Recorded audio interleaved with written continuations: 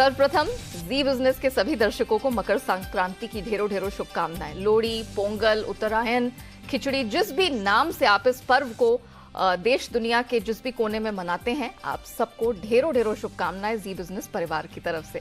चलिए इसी के साथ शुक्रवार में प्रवेश कर चुके हैं, पावर ब्रेकफास्ट की करते हैं शुरुआत और आइए देख लेते हैं कि वीकेंड आते आते विदेशी बाजारों से संकेत कहते हैं। एसजीएक्स निफ्टी आज इंटरेस्टिंगली अच्छे संकेत दे रहा है, हरे निशान के साथ 50-55 पॉइंट्स की स्ट्रेंथ वहां दिखाई दे रही है। Dow futures flat to negative है, 10 अंकों की कमजोरी यहां इस समय दिख रही है। 27 अंक कमजोर नैस्डैक फ्यूचर्स दिखाई दे रहे हैं। निके थोड़ा ज्यादा दबाव में, 300 अंकों की कमजोरी है, लेकिन जो दूसरे मार्केट्स हैं वो कुछ बढ़त दिखाने की कोशिश कर रहे हैं, पौन से 1% ऊपर है। इसी बीच आप अपनी स्क्रीन पर नजर डालिए, बैंक ऑफ जापान की तरफ से खबर आती हुई। बैंक ऑफ जापान का 1,40,000 करोड़ येन के बॉन्ड खरीदने का ऐलान है। इस डेवलपमेंट पर हमारी नजर रहेगी। आपको बता दें कि येन हमने आज डॉलर के मुकाबले स्ट्रेंथन होते हुए देखा है। ऑलमोस्ट हमने देखा है 6 से 7 महीने की ऊंचाई पर ट्रेड हो रहा है। बैंक ऑफ जापान का सरकारी बॉन्ड खरीदने का ऐलान है। ये बड़ी डेवलपमेंट है और लगातार बैंक ऑफ जापान की तरफ से इन डेवलपमेंट्स पर हम नजर जमाए हुए हैं। तो आज दिन के दौरान गोइंग फॉरवर्ड मार्केट्स पर भी कैसा असर पड़ेगा, इस पर हम ध्यान देंगे। लेकिन फिलहाल तो हम देख रहे हैं जापानीज मार्केट है प्रेशर में, 300-350 अंकों की कमजोरी हमने यहां पर आते हुए देखी है। इसे हम आगे ट्रैक करते रहेंगे, लेकिन बाकी मार्केट्स का भी रुख कर लेते हैं। कमोडिटी मार्केट में स्ट्रेंथ अच्छी खासी दिखी है, कल हमने बहुत बेहतरीन स्ट्रेंथ देखी। कच्चा तेल बढ़ा है, सोना चांदी ऑफकोर्स लगातार उड़ान भर रहे हैं। तो क्या कुछ हुआ है अंतर्राष्ट्रीय बाजारों में और बीते सत्र में, एंड ऑफ कोर्स ये जो डेवलपमेंट हुई है इसके क्या मायने हैं, सब पर बात करने के लिए दीप हमारे साथ जुड़ चुके हैं। दीप, सबसे पहले तो मकर संक्रांति की शुभकामना।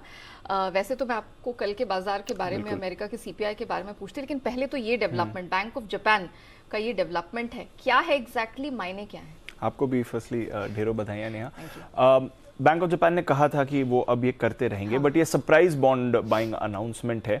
और जब रिसेंटली उनकी पॉलिसी आई थी कि वो बॉन्ड रेंज में फ्लेक्सिबिलिटी के लिए तैयार हैं, उसके बाद से हमें पता चल रहा था, कुरोड़ा साहब जो उनके गवर्नर हैं उन्होंने भी बात करी थी, वहां से फिर बाजार को संकेत थे ये होने वाला है। बट कब होगा, ये सरप्राइज अनाउंसमेंट्स ही होते हैं, और अभी अभी थोड़ी देर पहले ही ये अनाउंसमेंट आपको आते हुए दिखा। तो 1.4 ट्रिलियन येन, यानी कि करीब 1,40,000 करोड़ के येन के बॉन्ड खरीदने जा रहा है बैंक ऑफ जापान। और वो उस समय जब ग्लोबली आप टाइटनिंग सिचुएशन देख रहे हैं, उसके बीच आप देख रहे हैं कि bank of Japan bond buying कर रहा है, ना कि बॉन्ड सेलिंग। तो ऑब्वियसली ये विपरीत डायरेक्शन में है जो बाकी ग्लोबल सेंट्रल बैंक कर रहे हैं। बट जापान की जो इन्फ्लेशन स्थिति है, इंटरेस्ट रेट स्थिति है, वो काफ़ी डिफरेंट है। अभी भी नेगेटिव 0.1% पर उनके इंटरेस्ट रेट्स हैं। तो एक surprise announcement nonetheless bank of Japan की तरफ से आपको आते हुए दिख रहा है, और इससे हम देख रहे हैं कि जापानीज मार्केट्स थोड़ा रिएक्ट कर रही हैं। इससे हल्का आप रिएक्शन डाउ फ्यूचर्स और नास्डैक फ्यूचर्स पर भी आते हुए देख सकते हैं।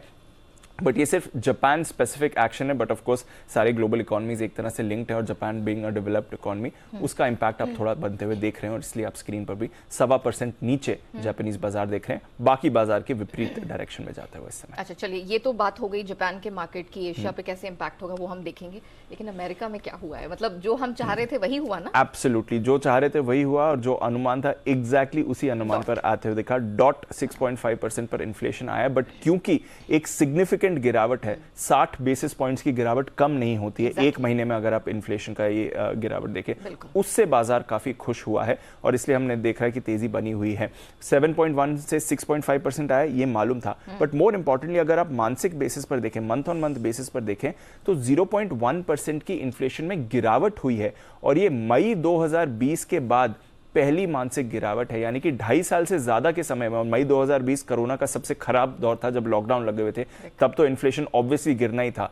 वहां से अब तक पहली बार आपने ये मंथली गिरावट देखी, तो वो भी एक बहुत ही अच्छा फैक्टर है जो बाजार को पसंद आ रहा है। इसके साथ ही कोर इन्फ्लेशन ये सिर्फ 0.3% बढ़ा है, अनुमान मुताबिक था। तो जो जो पैरामीटर्स पर आपको इन्फ्लेशन चेक करना था, वहां पर आपको अच्छे संकेत आते हुए दिखे हैं, और इसलिए बाजार काफी खुश है, और इसलिए हम देख रहे हैं कि वैसा रिएक्शन भी आ रहा है। इक्विटी मार्केट पर तो रिएक्शन आया ही, बॉन्ड मार्केट में भी हमने देखा कि यील्ड इनकी 3.5% के नीचे आई। अब एक और इंपॉर्टेंट फैक्टर हो रहा है इस इन्फ्लेशन की गिरावट से, वो है कि अगली फेड पॉलिसी यानी कि 1 फरवरी को जो फेड पॉलिसी आएगी उसमें अनुमान लगाया जा रहा है कि सिर्फ 25% की रेट्स की बढ़ोतरी होगी और उसके बाद दोबारा रेट्स बढ़ाने की जरूरत नहीं पड़ेगी। तो जो फेड का रेट है वो 4.5 4.75% पर हो जाएगा। पहले अनुमान था कि 5% के ऊपर रह सकता है। बाजार अनुमान लगा रहा है, 92% जानकार मान रहे हैं कि शायद दोबारा फरवरी के बाद रेट्स बढ़ाने की जरूरत नहीं पड़े। ऑफ कोर्स फेड क्या करता है वो अलग बात है, बट एक्सपेक्टेशन जो बिल्ड इन हो रही है वो ये है कि अब आप end of rate hike cycle पर पहुंच रहे हैं। मॉर्गन स्टैनली ने तो कह भी दिया है कि फरवरी के बाद उन्हें नहीं लगता कि रेट्स बढ़ाने की जरूरत पड़ेगी। तो उसका ऑप्टिमिज्म है जो इक्विटी मार्केट्स में आ रहा है। इसलिए तीसरे दिन आपने डाउ में तेजी देखी, कल आते हुए अच्छी मूव आई है, करीब 225 पॉइंट ऊपर था। नैस्डैक 5वें दिन आपको बढ़ते हुए दिखा है और 2 महीने की ऊंचाई पर है, 11,000 के ऊपर 2 महीने के बाद आप नैस्डैक को आते हुए देख रहे हैं। इस साल ऑलरेडी 6% की तेजी आपको नैस्डैक दिखा चुका है। तो ये रेट साइकिल कम होने की पूरा फायदा आईटी स्टॉक्स को आपको आते हुए दिख रहा है। 11 में से 8 सेक्टर्स में कल आपने खरीदारी बनते हुए देखी। एनर्जी ऑफ कोर्स सबसे एक्टिव सेक्टर रहा। आज अगर आप बात करें तो कंज्यूमर सेंटिमेंट डेटा आने वाला है, आखिरी मेजर डेटा है फरवरी की पॉलिसी से पहले, तो इस पर बाजार की नजर रहेगी। और साथ ही ऑफ कोर्स नतीजों का सीजन फुल फॉर्म में शुरू हो रहा है। बैंक्स के नतीजे सबसे पहले आने वाले हैं, तो JP Morgan chase, Wells Fargo, city group और बैंक ऑफ अमेरिका, इन चारों दिग्गज बैंक्स के नतीजे आज ही आएंगे जिस पर बाजार की नजर है। यूरोप पॉन्ड परसेंट की तेजी रही, अच्छा एक्शन है। एंड ऑफ कोर्स इस इंटरेस्ट रेट कम होने की बात से आप देख रहे हैं डॉलर पर लगातार प्रेशर है, 102 पर आ गया है, 7 महीने के निचले स्तर पर, और उससे कमोडिटीज में बड़ा उछाल आ रहा है। सोना 9 महीने की ऊंचाई पर है, $1900 के ऊपर आपको आते हुए दिखा है सोना आज सुबह ही, तो वहां पर जबरदस्त एक्शन आपको दिखा है। कच्चा तेल 1.5 हफ्ते की ऊंचाई पर है, 84 के करीब ब्रेंट आते हुए आपको दिख रहा है। मेटल्स में हम लगातार तेजी देख ही रहे हैं, एग्री में मिला जुला कारोबार है। तो overall as expected inflation data, but क्योंकि सिग्निफिकेंट रिडक्शन है, बाजार काफी खुश है। चलिए, बाजार खुश है, हम खुश हैं और उम्मीद करते हैं कि आज जबरदस्त कमाई के मौके मिलेंगे ठीक त्योहार से पहले। थैंक यू सो मच दीप, वो पूरी डिटेल्स दर्शकों के सामने रखने के लिए। आइए इससे पहले हम आगे बढ़े, देख लेते हैं कि गुरुवार यानी कि कल संस्थागत निवेशकों की तरफ से प्रदर्शन कैसा रहा है। दमदार खरीदारी का सिलसिला घरेलू संस्थागत निवेशकों की तरफ से जारी है। 2128 करोड़ की खरीद वहां से निकली है। एफएनओ स्पेस में दमदार फिगर्स निकल कर आए हैं, ऑलमोस्ट 9,900 करोड़ के आसपास की खरीद का फिगर वहां दर्ज हुआ है। 1663 करोड़ की, हालांकि बिकवाली का जो फिगर है वो कैश स्पेस में हमने एफआईआईज की तरफ से बनता हुआ देखा है। अब जिस तरह के संकेत ग्लोबल मार्केट से हैं जो कि अच्छे हैं, हमारी उम्मीद के मुताबिक रहे हैं, इन सब के बीच हमारा मार्केट आज कैसे रिएक्ट करेगा, ट्रेडिंग की रणनीति क्या होगी, सब पर बात करने के लिए जी बिजनेस के मैनेजिंग एडिटर अनिल सिंह भी हमारे साथ जुड़ चुके हैं।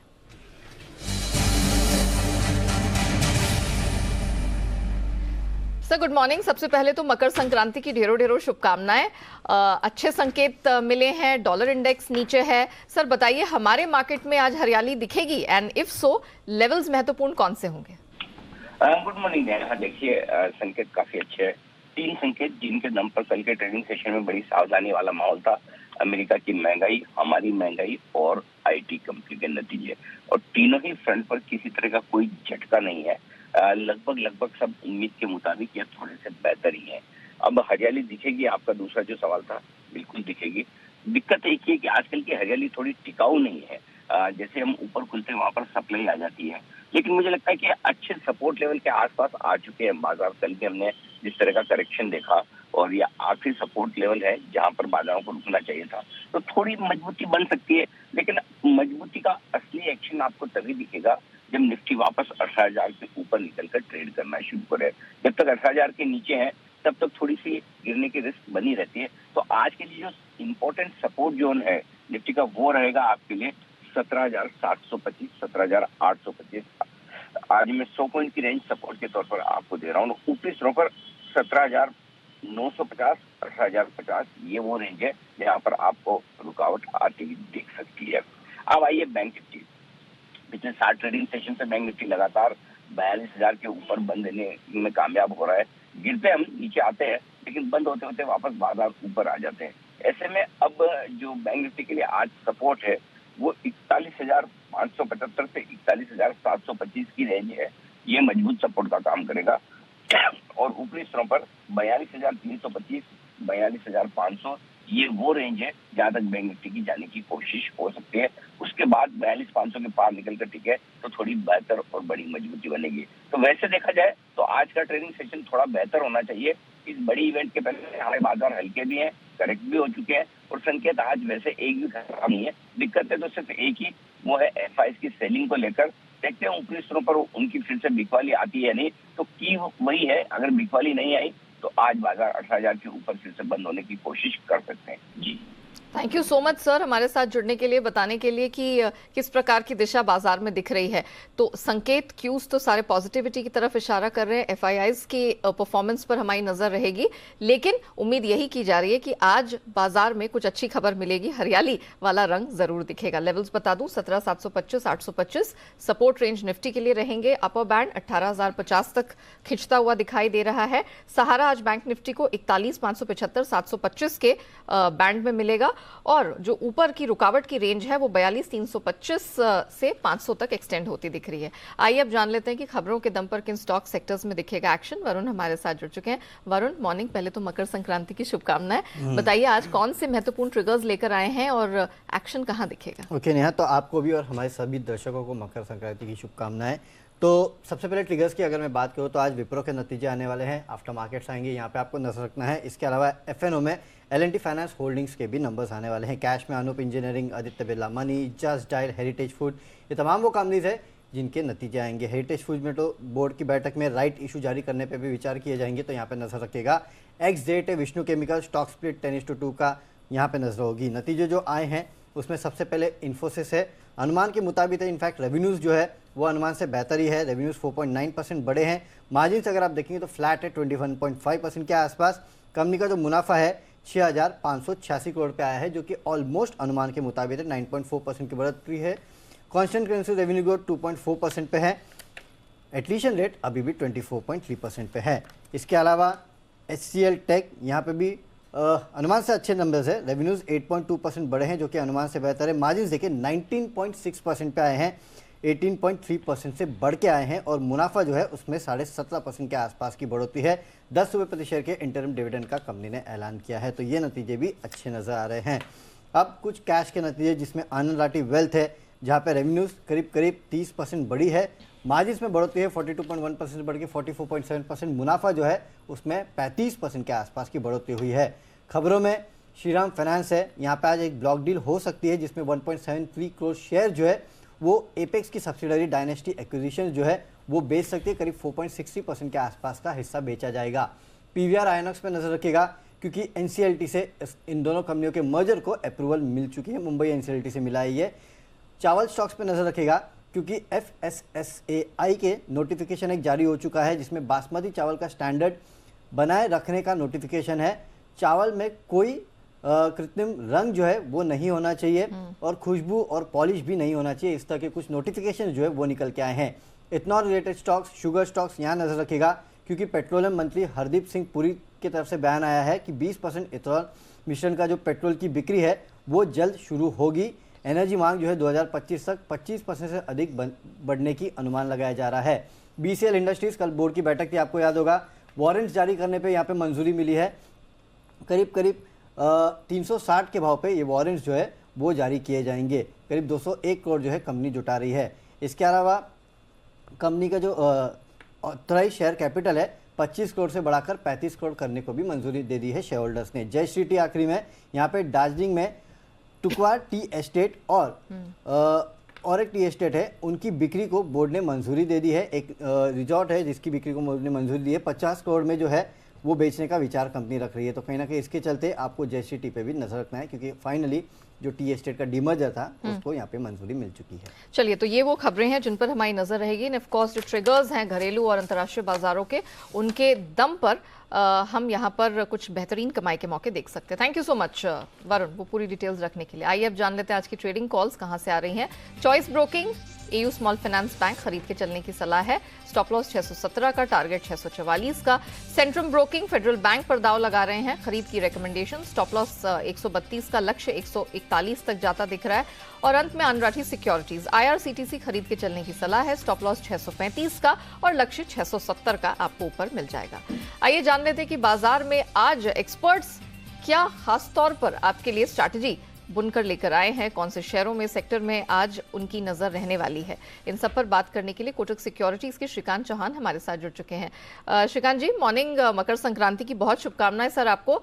बताइए, जिस तरह के ग्लोबल क्यूज दिख रहे हैं, क्या आज खरीदारी बनती है निफ्टी बैंक निफ्टी में? मॉर्निंग एंड मकर संक्रांति की आपको भी शुभकामनाएं और जितने भी हमारे दर्शक हैं उन सबको भी। मार्केट में वैसे देखा जाए तो आज जितने भी न्यूज फ्लो है वो सभी आज के लिए पॉजिटिव है और इन एक्चुअली न्यूज फ्लोज के लिए इनफैक्ट मार्केट इतने दिनों से, इतने महीनों से वेट कर रहा था कि जहाँ पे आईआईपी के नंबर्स भी अच्छे आए, सीपीआई के भी अच्छे नंबर्स आए और यूएस में भी इन्फ्लेशन जो है वो कम हुआ है। बट हमारा जो मार्केट है, अगर हमारे मार्केट के ट्रेंड को अगर आप देखें तो वो थोड़ा सा बाकी वर्ल्ड मार्केट के साथ डिस्कनेक्ट कर रहा है क्योंकि हम थोड़े एक्सपेंसिव ट्रेड कर रहे हैं। तो मुझे लगता है कि आज के लिए सबसे इम्पोर्टेंट चीज ये है कि कल के हाई को यानी कि जो कल के हाई बने थे 17,950 की, उसे क्रॉस करना काफी जरूरी है। इन लेवल्स को अगर निफ्टी क्रॉस कर लेता है तो हमें लगता है कि ये मार्केट वापस एक बार 18,200 तक जा सकता है। तो ये टेक्निकल फैक्टर हुआ। सिंपल सी स्ट्रेटेजी रखी कि 17,750 फाइनल स्टॉप लॉस पकड़े इस एक्सपायरी के लिए। अगर इन लेवल्स के नीचे अगर वापस मार्केट आता है तो फिर हमें मार्केट में और दिक्कतें देखने मिलेगी। तो ये सिंपल सी स्ट्रेटेजी होगी निफ्टी के लिए। स्टॉक्स की अगर बात करें तो मुझे लगता है कि हमें वापस एक BFSI पे फोकस करना है। HDFC बैंक हमेशा ही अच्छा परफॉर्म करता है, अगर मार्केट में रिकवरी बनती है तो ये स्टॉक हमें लगता है 1540 तक जा सकता है। स्टॉप लॉस यहाँ पे रखे 1575 का और साथ ही साथ मुझे लगता है लिटिल स्टॉक्स पे फोकस करें। जिंदल स्टील एंड पावर इसे लॉन्ग करें, टारगेट रखे 630 के और स्टॉप लॉस रखे 590 के। चलिए, तो ब्रॉडर मार्केट्स पे तो राय आपने समझ ली। साथ ही दो एरियाज हैं, मेटल स्पेस की JSPL, यहां पर खरीद की रिकमेंडेशन है, 630 तक का टारगेट मिल जाएगा। और HDFC बैंक, यहां पर भी खरीदारी करके चले, 1640 का टारगेट आपको यहां पर देखने को मिल जाएगा। आइए अब नजर डालते हैं कमोडिटी बाजार पर और इसकी रणनीति समझाने के लिए SMC कॉमट्रेड की वंदना भारती हमारे साथ जुड़ चुकी हैं। वंदना जी, कच्चे तेल में एक ये जो कमबैक दिखाई दे रहा है 2 ट्रेडिंग सेशन से, क्या खरीदारी बनती है आज? जी, गुड मॉर्निंग नेहा। यहाँ पे लग रहा है कि लोअर लेवल पे फिर से एक बाइंग जो है वो आएगी। डॉलर इंडेक्स काफी नीचे की तरफ ट्रेड कर रहा है। मेरे ख्याल से यहाँ पे 6400 आता है तो बाइंग करनी चाहिए। 6515 का टारगेट रखना होगा। स्टॉप लॉस यहाँ पे 6350 का लगाए तो बढ़िया रहेगा। और मेटल में क्या करना है?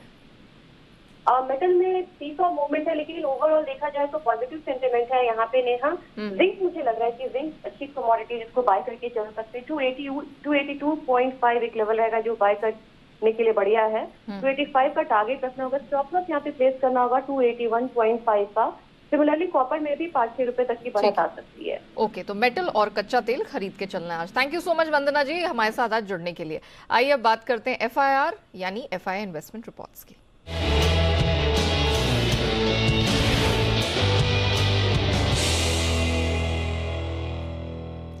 तो आशीष हमारे साथ जुड़ चुके हैं। लंबी चौड़ी लिस्ट है FII ब्रोकरेजेस की तरफ से। आशीष, मॉर्निंग, बताइए। मॉर्निंग ने देखिए, शुरुआत इन्फोसिस के साथ कर लेते हैं।